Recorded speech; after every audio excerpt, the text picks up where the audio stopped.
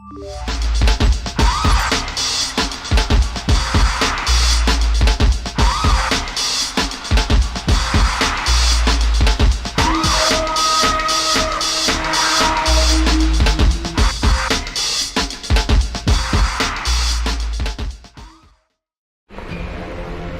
next Saturday's Toonami presentation of Primal.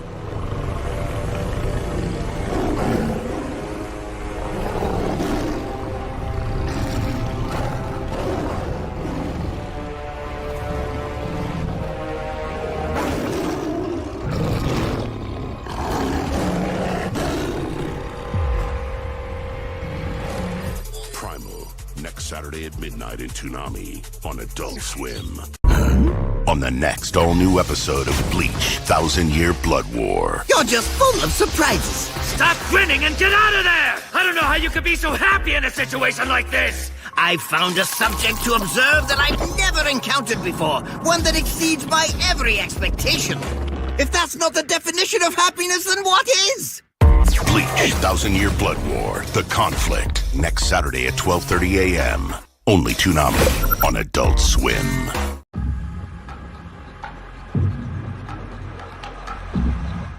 Greetings, listeners.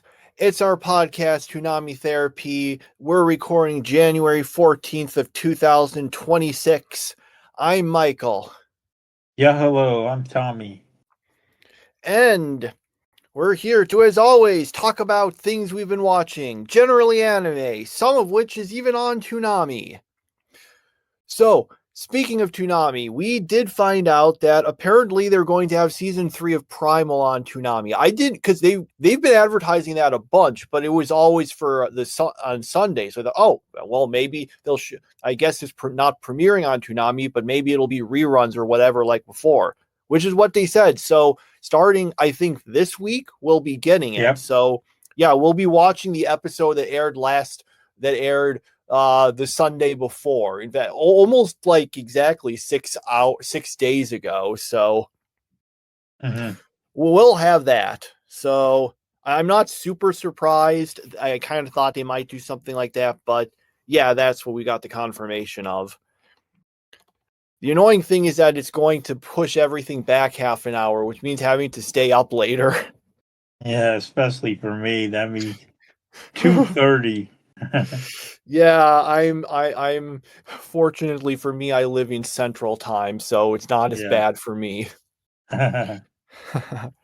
Yeah, I guess we'll see how that goes. I didn't like the first season of Primal much, but I liked the second season more because there was much more of, an actual plot that from episode to episode. So we'll see which one it works out more like, I guess.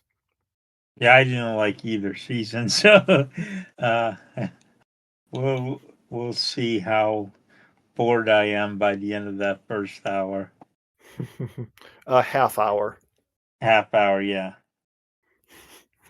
Okay. Well, in any event, we'll begin with Bleach 1,000-Year Blood War episode 32. Okay, so everyone gets all ready to fight Urabara, and people keep showing up and big surprises. Grimjow's here. Oh, now Ruruka is here from the Fullbringers arc, and now Yorichi has a brother, and everyone's getting prepared.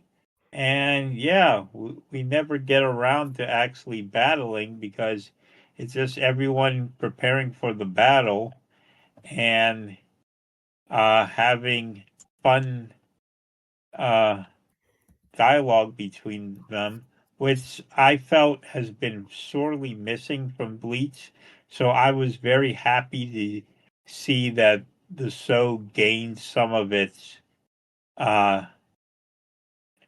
lighter side back. So I liked that. I liked a lot of the character interactions. I know not much really occurred towards the actual fight, but we're getting closer to there, and we know that it's going to start next week because we already saw a preview of Renji fighting Uryu. So that means that we are going to have some fighting next episode, and I look forward to seeing it. Yeah. I'd make a joke about, wow, I wonder who will win, Renji or Uryu? But then I remembered, no, wait, Renji actually got a pretty notable win this arc so far. So maybe he has a chance. Okay. But yeah, there was some funny bits here. Although, oh man, if you haven't seen the series recently, and when I say actually both you, I'm referring to both the audience and also you, my co-host. But you would have probably had no idea who some of these characters were. Okay, so after that, we go on to Blue Exorcist episode 58, in which, man, every single friggin' time, Blue Exorcist is always the one they have the most trouble remembering what happened. So let me see if I can actually remember. Why is it always Blue Exorcist? And I'm forgetting. Oh, right. Now I'm remembering it. It's because most of it was just them going to this this wedding of these two characters. Yeah. The two characters who, they got engaged at the end of the second season, but which was that season was such a blur to me. But I guess we're doing their wedding now, and then there's a bunch of other stuff with characters meeting up with other people, and yeah, that was the main thing. And also there was I can't remember. What was it the other guys were doing? Lightning was that one guy he was doing something and I'm blanking on it. Why am I so bad at remembering Blue Exorcist? Can you remember? Well, I remember Yukio going like absolutely nuts because he's trying to figure out what happened to his father. No, his mother. His mother. Yeah.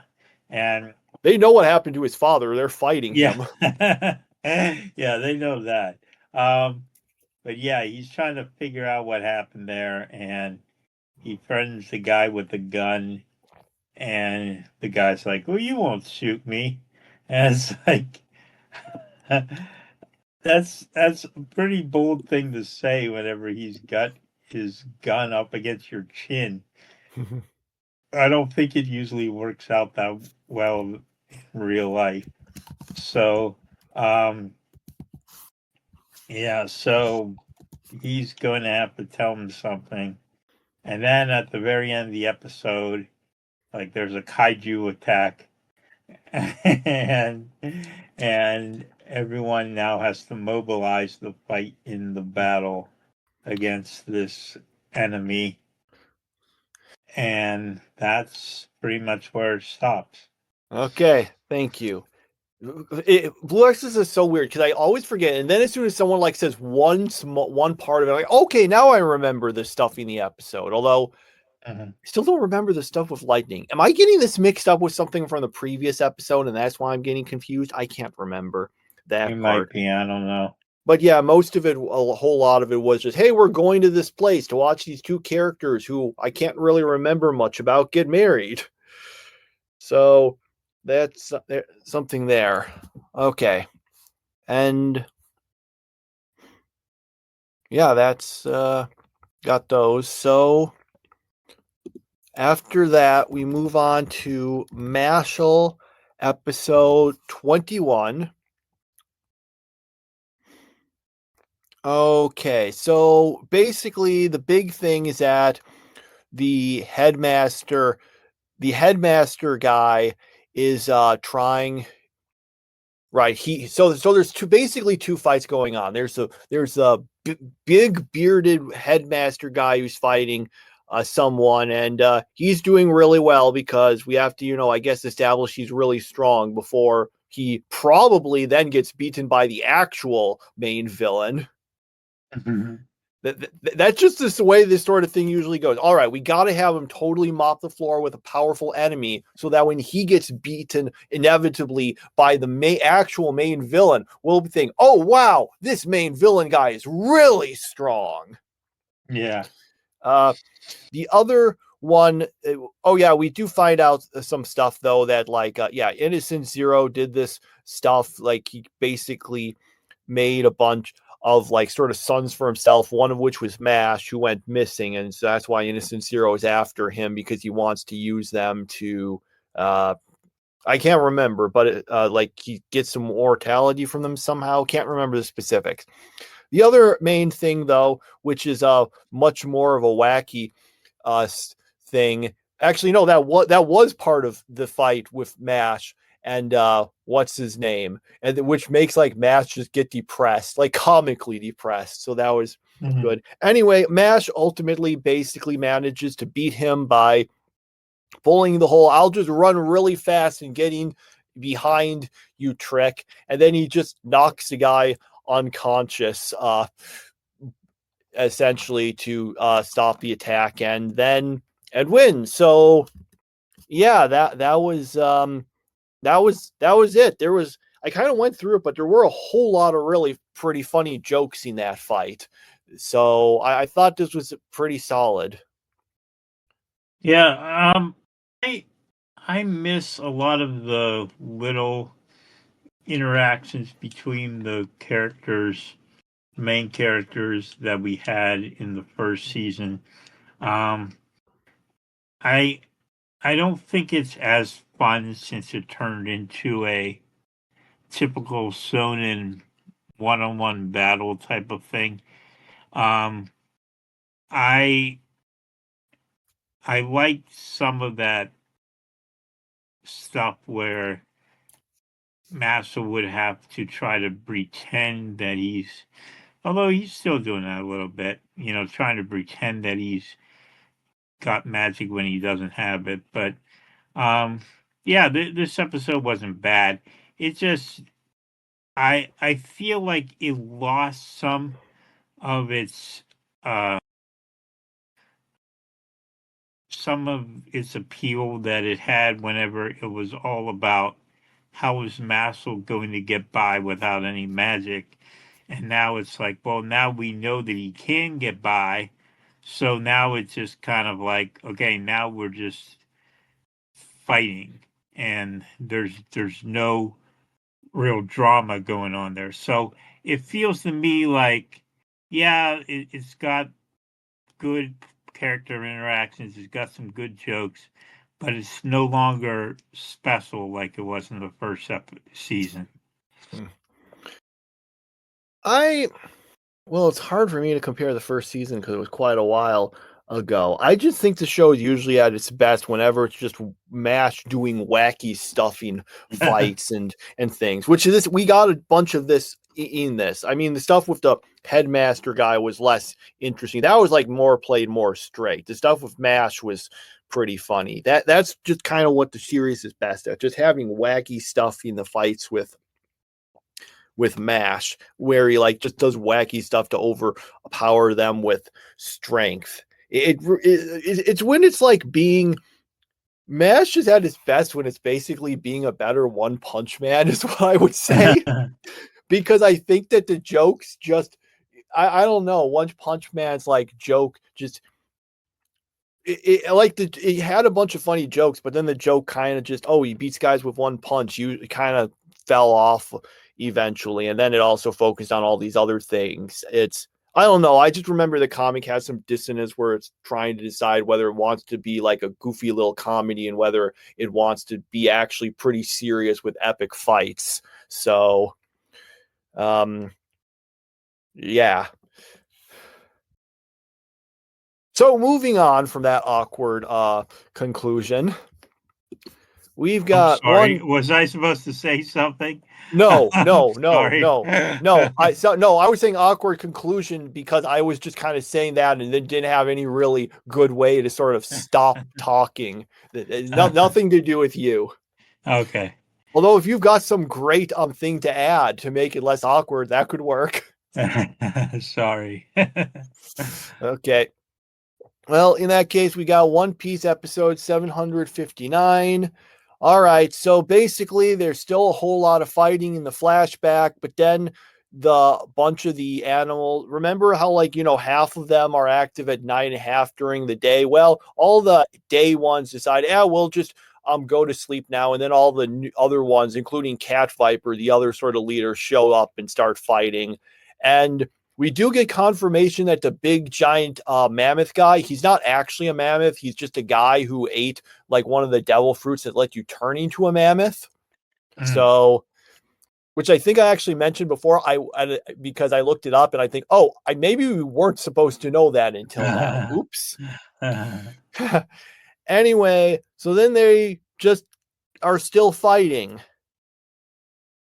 Yep, that was basically our episode. The flashback is still going, and it just basically what happened was that one side, I guess, tagged out in favor of a bunch of other fighters.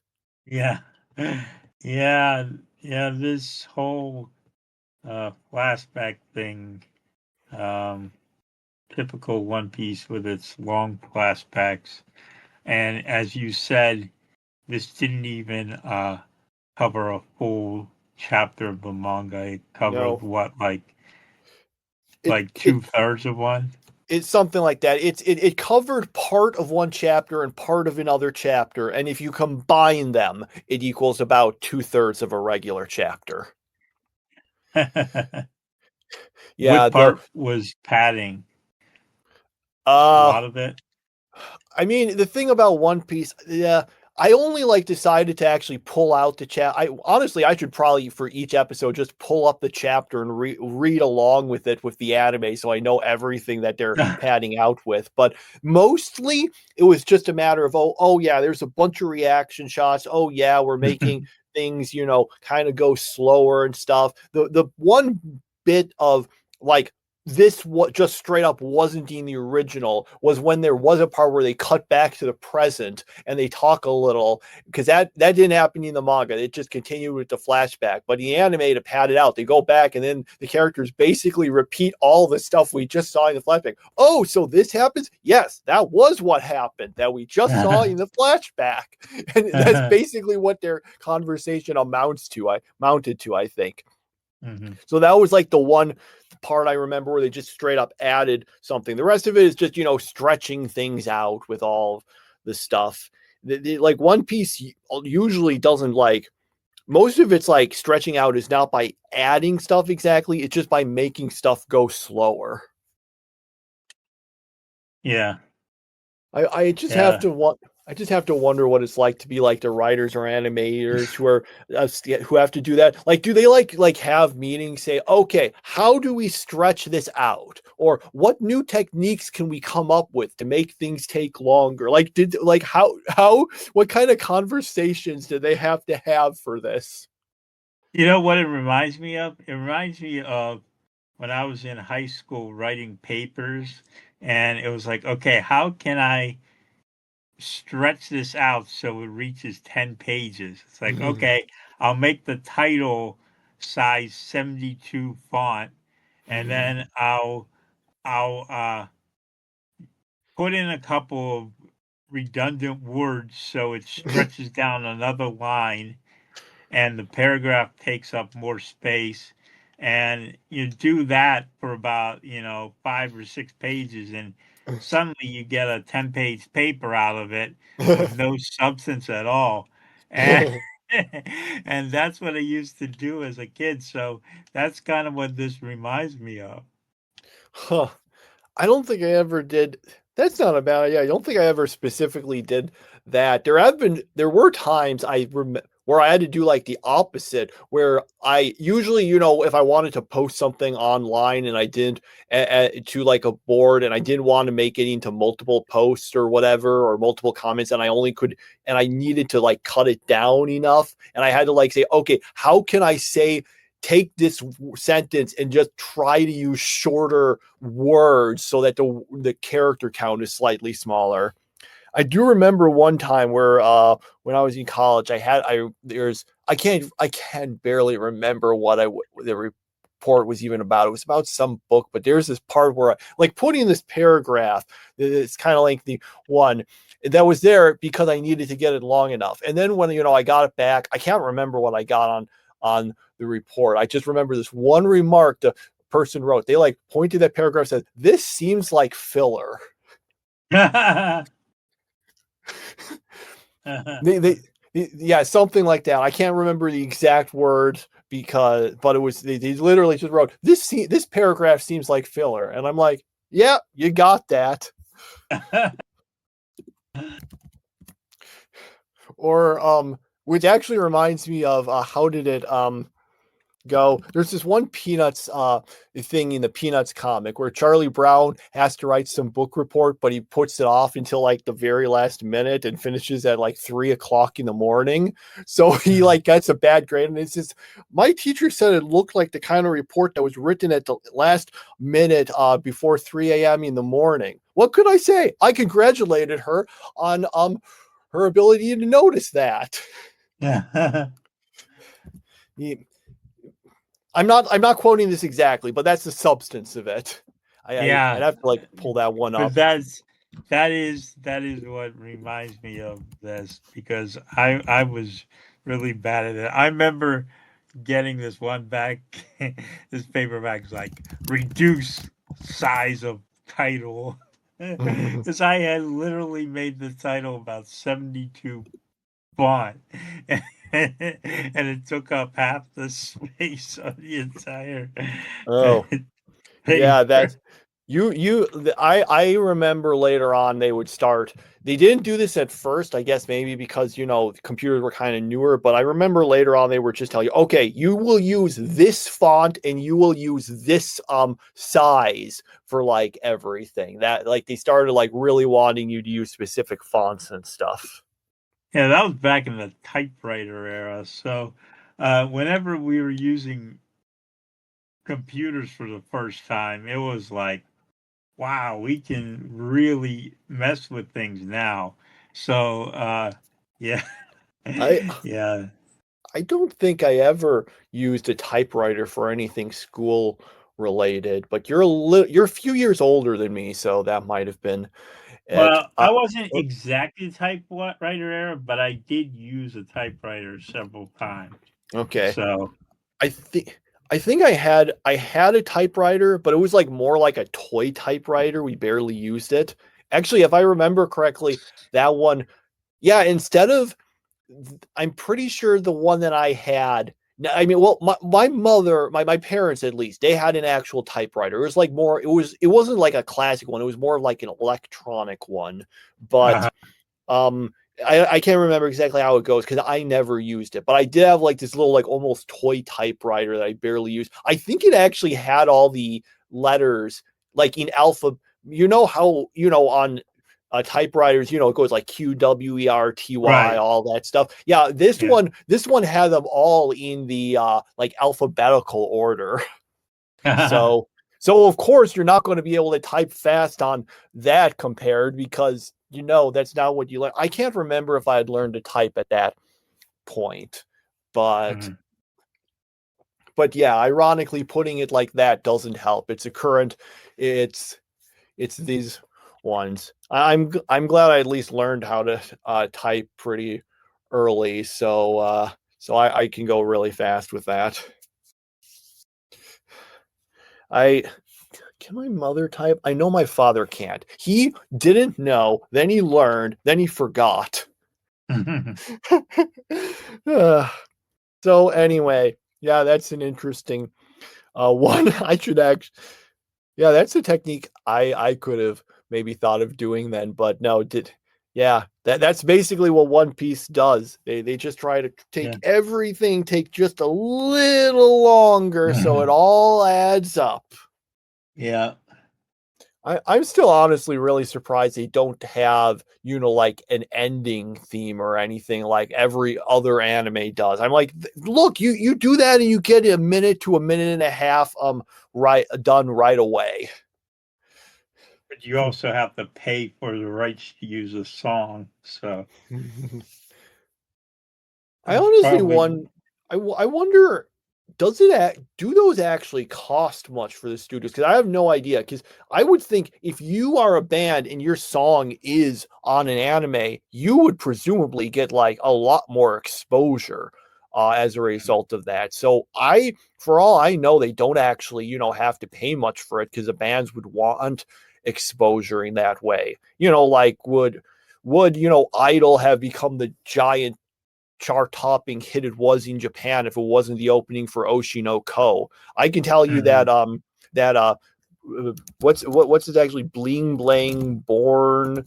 What's the exact Bling Bang Bang Born? The Mashle, the second Mashle theme. That was a giant hit also, and that was 100. Well, not 100%, but the reason it was such a giant hit was because it was a Mashle theme and it went really viral because of the theme song itself. It wouldn't have been as big of a hit if not for that. So I don't know. I don't actually know that sort of thing, but I do wonder if maybe it's not they get the things for like a lower price just because the bands all think, hey, I'd say exposure, especially if it's One Piece. If I were like a band, I'm like, yes, I will pay you to have our song as the ending theme. Okay. That finishes us with the Toonami series. So we go to Yu Yu Hakusho episode 90. So Yusuke has apparently died, but the other characters are going after Sensui, who's decided to just hop ship over into the demon world. And then I remember when that one guy, the guy they always called Seaman, whose actual name I can't remember because they always call him Seaman, is saying like, oh, well, how are the demons going to get through the Kakai barrier? And he said, oh, well, Kuwabara will just like slash through it in order to get to Sensui. The guy said, what? Do you think he would be that stupid? He's kind of like, have you met Kuwabara? And then, of course, Kuwabara does it so they can get at Sensui. But then he's still really strong and is sort of having trouble with that. Meanwhile, there's a bunch of stuff going on back in the spirit world about getting what did they call it? The SDF? Special defense. Yeah, something like that. I think it was Spirit Defense Force. Yeah, I bet it is. Yeah. I feel like that was like, isn't it? What other things? I feel like I've seen that in stuff that like there was Super Dimensional Fortress. That was from like Macross, which was originally distributed as Robotech in the United States. Evangelion had something similar. They had the Japanese it was JSSDF. I forget exactly what both S were for, but that was in Evangelion. So. Yeah. Let me look that up. Japanese Strategic Self-Defense Force. That was what it apparently stands for. It's it's a fictional standing for the actual Japanese Self-Defense Force, which is just JSDF. That's what the Evangelion wiki tells me. But yeah, anyway, so back to Yu Hakusho. So there's that, and actually, I think I did just kind of describe the plot. Although we did have some of the in the demon world. They decide, oh, there's a bunch of strong guys. Let's just leave. So they just decide to leave. And that is basically Yu Yu Hakusho episode 90. I guess we'll see how they manage to beat Sensui because they're still, having trouble with him. What if Sensui wins? Well, that would be an interesting choice considering we've got a lot of episodes left. Yeah, that would really change things around. So, I thought it was pretty entertaining with Kurabara. At least he was very entertaining in this thing. Like, the trouble is they've now cheapened death in this anime, so now death doesn't even register a pulse for me because it's like, okay, yeah, so and so died already and came back, and someone else came back, and someone else came back, and now it's just like, okay, so death doesn't really mean anything. So uh, we're not really concerned about it. So that's the one problem I have with it, but otherwise, it was a pretty good episode. Yeah, yeah, it was interesting. We'll see how it goes. We're getting close to the end of this arc. I know what happens after. It's so weird. I know what happens after this arc. I just don't know exactly what happens at the end of this arc because we're in the episodes I missed. So, all right. After that, we've got Gnosia, episode 7. So we meet the dolphin character, which is actually not a dolphin, but a beluga whale. And we also meet this other character who won't get out of his room. He's locked himself in his room, says he's not coming out, and he says just to vote him off. And so they try to get the key, but as they get the key, they find out that Jonas is a Gnosia, so they vote him out. And then they do all the work to get the guy out of the locked room, and then find out, oh yeah, he was a Gnosia. and that's how that loop ends. And I don't know, I guess they solved it for this one, but since there are still more episodes to go, we can't end there. So presumably the loop starts over in the next episode. Yeah. Well, we also find out that Shigamichi, the alien-looking guy, apparently has a crush on what was her name again? I can't. Stella. That was it. So I don't know if that's a continuous thing or if that's just a case in this loop. Although you did mention the funniest thing, which is that the guy just accidentally admits he's a Gnosia. Yeah. It's because what's happening is that he and Shigamichi are playing, and after he beats Shigamichi, he was like, "Whew, I wouldn't have been able to beat you normally, but now that I'm a Gnosia, I have the power to." And it's just kind of this awkward pause, and he's like, "Oops," and he says, "Oops," and then you just cuts to him being put in the cold storage. Yeah. It's just, I just want to know, does that kind of thing actually happen in the game where a character will just randomly accidentally reveal that? Because that's just so, I was just not expecting that. I didn't laugh out loud, but that's because I was in a place where like I wasn't, I couldn't have made too much noise, but I liked it, but it was just so funny. So yeah, that was definitely a funny bit. So yeah, this was still an interesting episode. It seems like we are getting some character things into that. So one other thing. We do actually note, I should mention because it might be important. We do actually find out that Stella isn't actually like human. She's like some sort of more, I can't remember if she was a cyborg or an android, but she was just some kind of extension of the ship somehow. We find that out. I'm not, and it seems a little weird that they can still get overtaken by Gnosia, but we do have that. Yeah. Okay. Yeah, it seemed like a lot of stuff happened in this episode, actually. Yeah. So Yeah, I should have checked on this before, but I decided to double check on to well, on like the anime subreddit, if you go to episode discussions for things, there's like, for ones with a source material, there's a little source material corner where you can find people discussing like within the episode discussion like sort of threads. You can see what people say there. And it is a little interesting to look at that. I should have looked at this before, but I was looking at it right now, and they're saying, yeah, oh yeah, apparently that thing where the guy accidentally reveals himself as Gnosia, yeah, that apparently is from the game. That does happen. Wow. Although it's not necessarily him. Apparently, it's one or the it could be the other one in this loop. It's the game decides it randomly. Whoever it is a Gnosia accidentally reveals themselves. So that was pretty fun.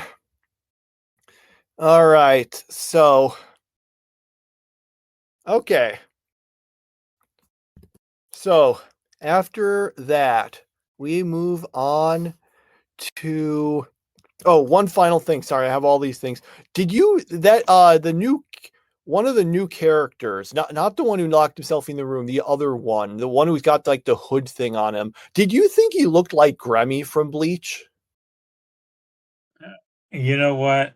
These newer Bleach characters, I barely paid attention to what they look like. So Okay. because they're so interchangeable He that was well, do you remember who yeah. Grammy was? I know who he was. He was the guy who Okay, fought okay. Kenpachi, Okay, I but just was making sure. I Yeah, just sorry. don't remember much about what he looked like. So. Okay. All right. Fair enough. Okay. So after that, we move on to May I Ask for One Final Thing, episode 7. Okay, so we've got the explosions going off in this one tower, and basically Scarlet just shows up and beats up a bunch of people, and then they go home, and then they're planning something else, which I'm kind of blanking on at the moment. But Sorry, yeah, I didn't now quite hear what were you blanking on? I didn't quite hear what you said just before what that. happened after they went home? Okay, after they went home, what was happening is okay, so they went home and then they now I'm weirdly blanking on it also. But basically a bunch of the stuff was right, now I remember. What's his name? I think Scarlett's brother. Yeah, he saves Diana, and then Diana immediately falls completely in love with him, basically. Oh, that's right. That's right. So that's the big thing. Then there's some other stuff where Scarlett beats up some more guys, and well, even past the beginning part.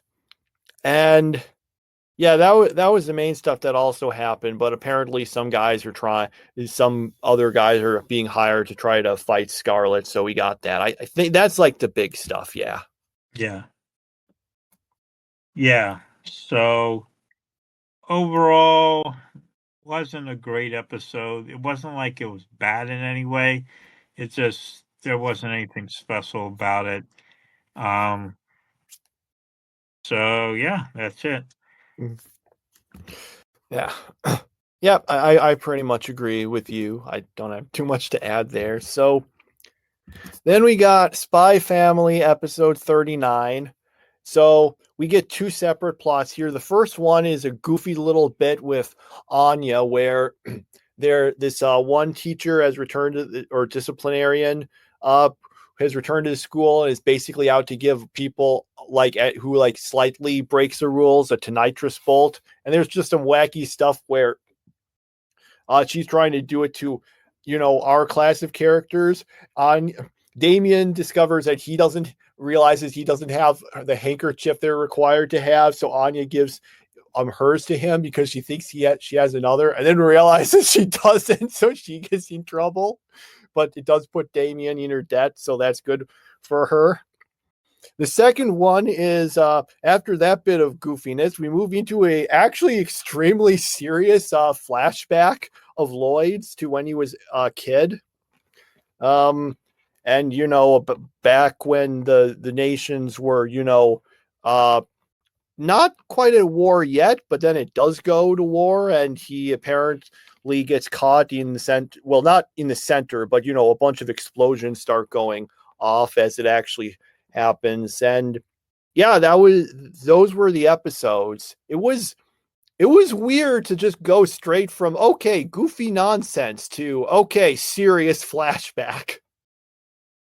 Yeah, I liked the whole first segment. I thought that was very entertaining. I was hoping that Anya would find a way out of it. That would have been more entertaining, in my opinion. But it wasn't bad. The flashback, though, I did not like at all. Flashback was really, really boring. And unfortunately, it's not even over yet. So that means next episode, there's going to be the remainder of it. And yeah, I just found it to be so, so boring, which is so weird because I'm never bored during Spy Family. Never. And this thing has me bored out of my mind. So, yeah, hopefully this flashback ends next episode and doesn't continue all that much longer because um I don't like it. Well, if it was One Piece, we'd probably get at least 3 episodes out of it, but it's not. So yeah, I didn't.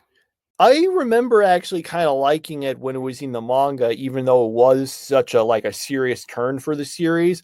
But at the same time, I think it might have worked better there because it's just very weird to just have this silly thing with Anya, and then in the same episode have this switch. When if they were separating to different episodes, it might have worked a little better. But I thought it was okay, but it's just such a weird shift from not only the rest of the series, but heck, just the very first part of this episode.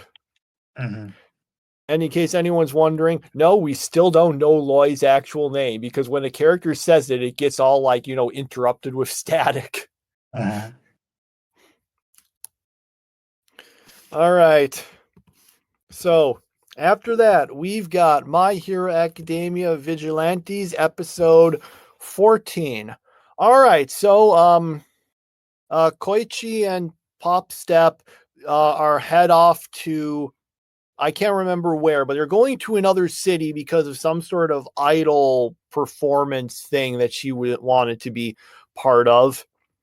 So they get over there, and then, well, a lot of it is really just kind of like our main characters didn't really get into too much like any action stuff, but there was a bunch of that with other characters. Well, with remember Fat Gum? He was in the original series. He's in this one. Also Eraserhead, but we already met him, and they're just trying to do investigations on some things.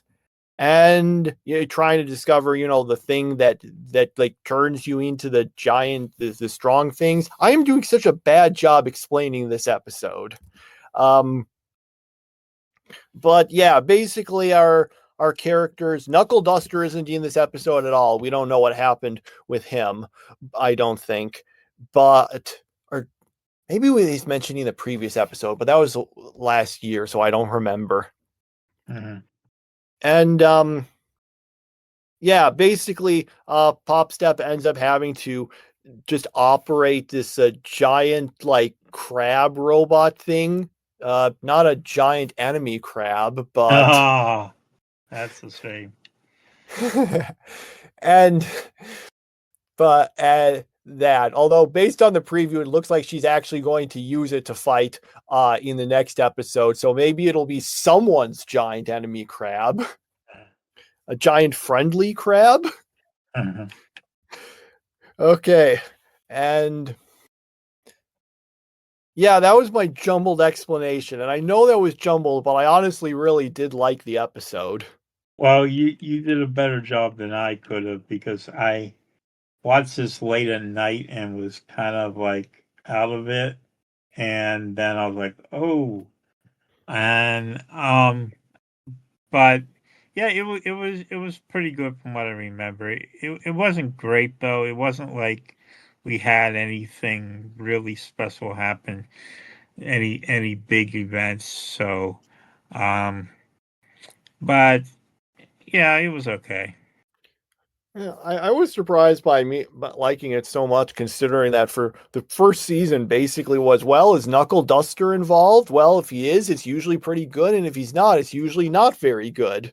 So, and he wasn't here at all, and I thought it was a pretty solid episode. So maybe I don't I know he shows up again at some point, but I don't know when. It might not be for a while, for all I know. But at least this one did get right for me into the swing of things, and I enjoyed it. So I thought it was pretty solid. Mhm. Okay, and that's all of them. Yeah, Okay, that's our so group of shows for this week. Yeah. yeah, so favorites. Ooh, this is actually a tricky week for me. I liked Bleach and Mashle. Those were both pretty decent, but it's a little tricky as to which one I liked more. I think I will say Mashle for that. For the non-Toonami series, again, it's a tricky one. There were several decent contenders, but I think the one that I liked the most was My Hero Academia Vigilantes.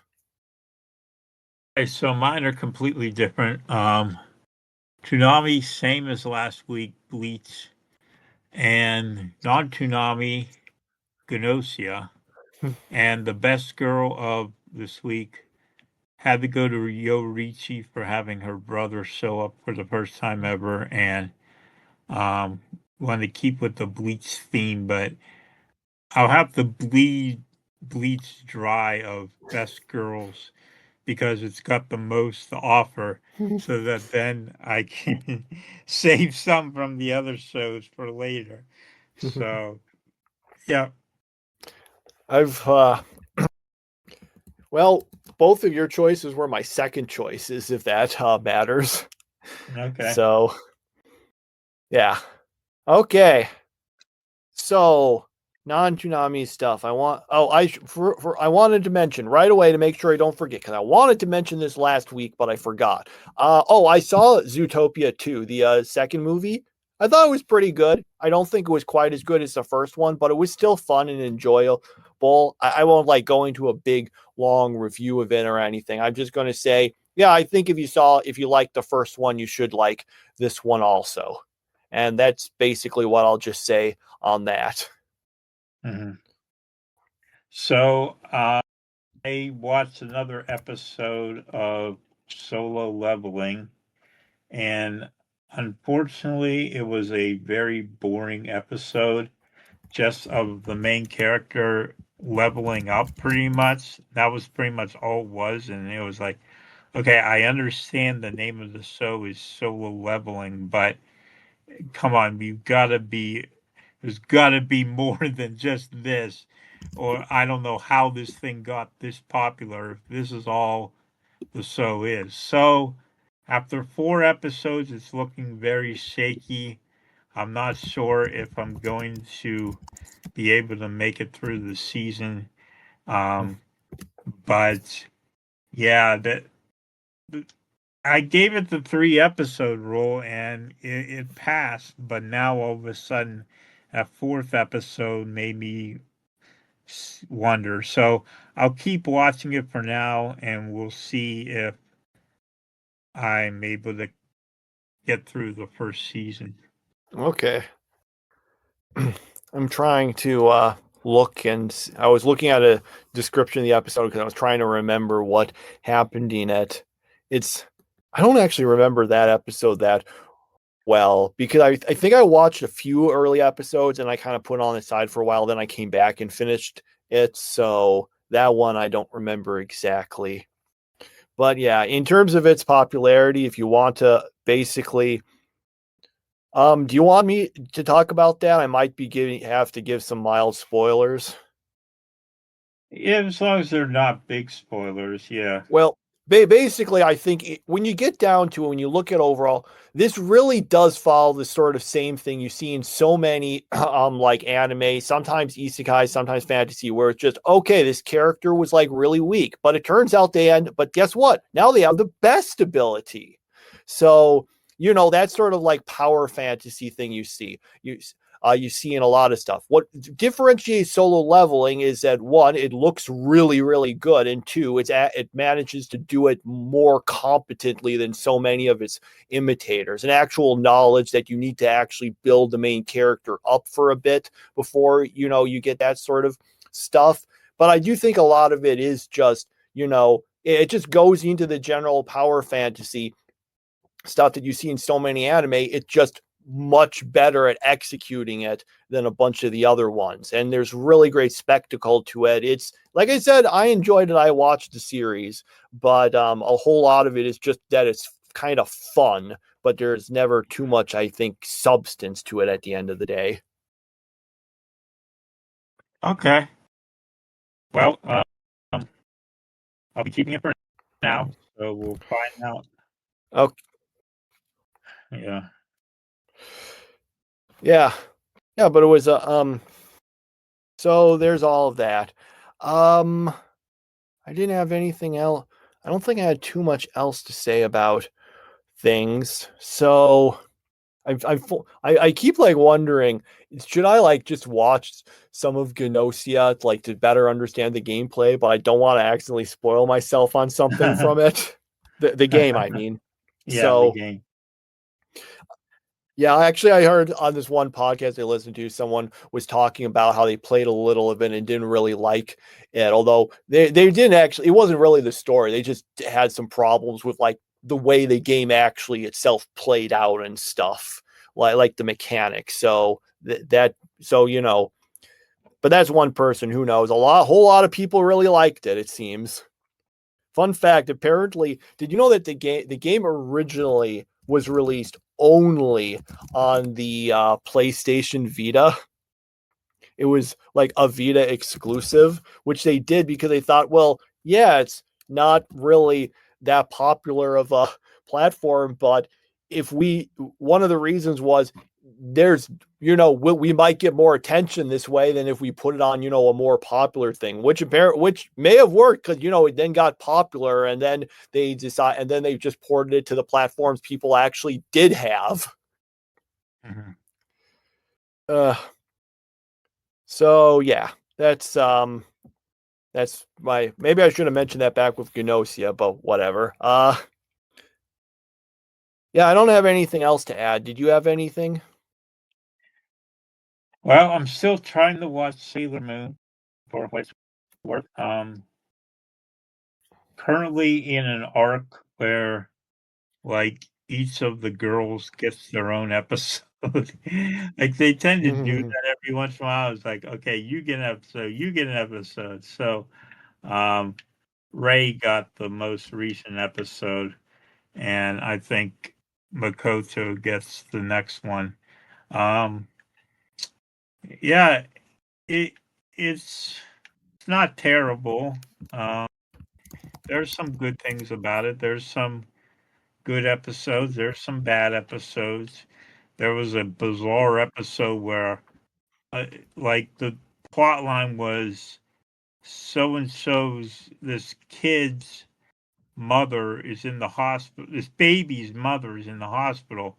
So then they just like randomly say, "Okay, Mamoru and Usagi, you can take care of this baby while their mother's in the hospital," and it is just such a bizarre episode, and it's a little funny, but it was just so stupid that I couldn't rank it very high, and it was just yeah, that was part of what I've been watching. So yeah, we'll see how far I continue to go on this.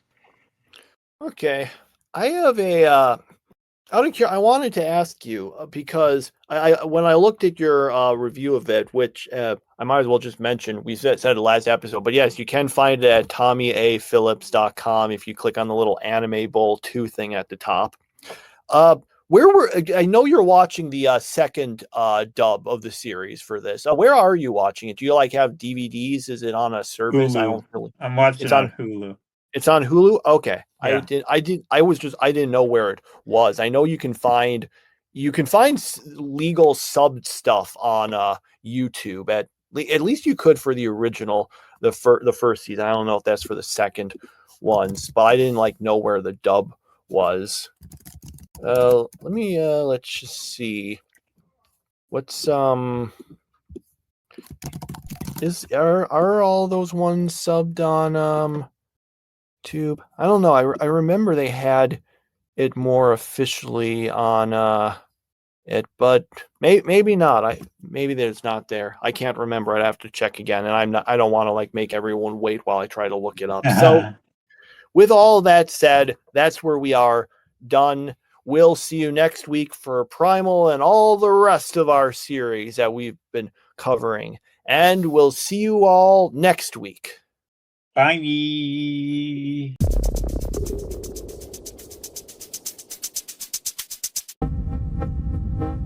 Around here, we're all about showcasing weird games. Yep, the weirder the better. Get ready to step into the bizarre and delightful world of Keeper. You start off playing as a lighthouse awakened on a mysterious island. Yep, you play as an actual lighthouse. Anyway, together with your bird pal Twig, you set off on a fantastic voyage. It's all about exploration, solving puzzles, and major Dolly-esque vibes. It's more of an experience rather than a game, and you never know what wonders await around the next corner. All too soon, you'll light your way to the center of the island. Where you'll find that things are as insane as they look. It's not the longest adventure, but this surreal journey will stick with you long after the credits roll. We give Keeper for the Xbox a psychedelic 8 out of 10. Shine on.